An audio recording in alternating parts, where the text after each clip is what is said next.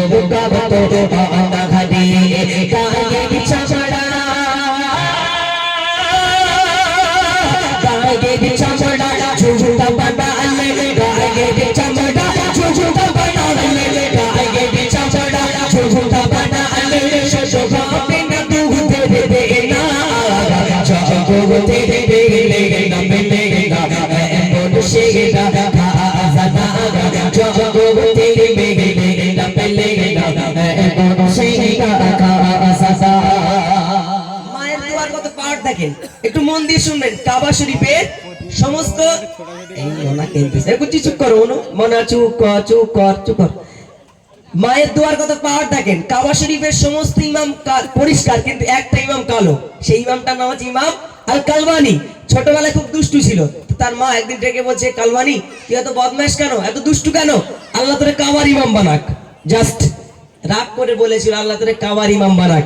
আল্লাহ সেই রাগ করে বলাটা পছন্দ করে আল্লাহ কাবার ইমাম বানিয়ে দিল। জোরে বলুন না সুবহানাল্লাহ, চিল্লাবেন না সুবহানাল্লাহ। তাহলে মায়ের দোয়া নিতে হবে না, হবে না? হ্যাঁ। আর এখনকার যুবক ভাইগুলো বিয়ে যতদিন হবে না ততদিন হাঁড়ি একসাথে, আর যেই বিয়ে হবে হাঁড়ি আলাদা, গ্যাস আলাদা, চুলো আলাদা। কথা কি ক্লিয়ার? আমার যুবকেরা, মাকে কষ্ট দিলে চলবে না, মাকে ভালোবাসতে হবে। মায়ের পায়ের নিচে আপনার জান্নাত, এই জান্নাত দেন, তারপর আল্লাহর জান্নাত পাবে। মায়ের চোখের পানি ফেললে আপনার কপালে খুব বিপদ আছে। কবি লিখছেন,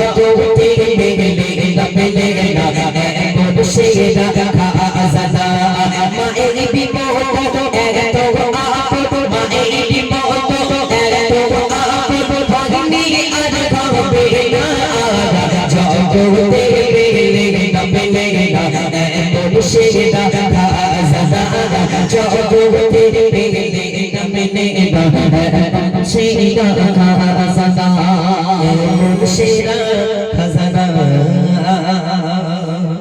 মাকে ভালোবাসতে হবে যুবকেরা, বোঝা গেছে তো? বউকে ভালোবাসো কিন্তু বউকে মাথায় তুললে হবে না, মাথায় তুললে নামাতে পারবে না। খবরদার যারা আনম্যারিড বিয়ে করেন, খবরদার বিয়ে করবেন নামাজি মেয়ে দেখে, আদমি মেয়ে দেখে। খবরদার খবরদার, সংসার যদি শান্তি চান, সংসার সুখী হয় বড়াব্বার গুণে নাকি রমণীর গুণে, বড়াব্বার গুণে না রমণীর গুণে।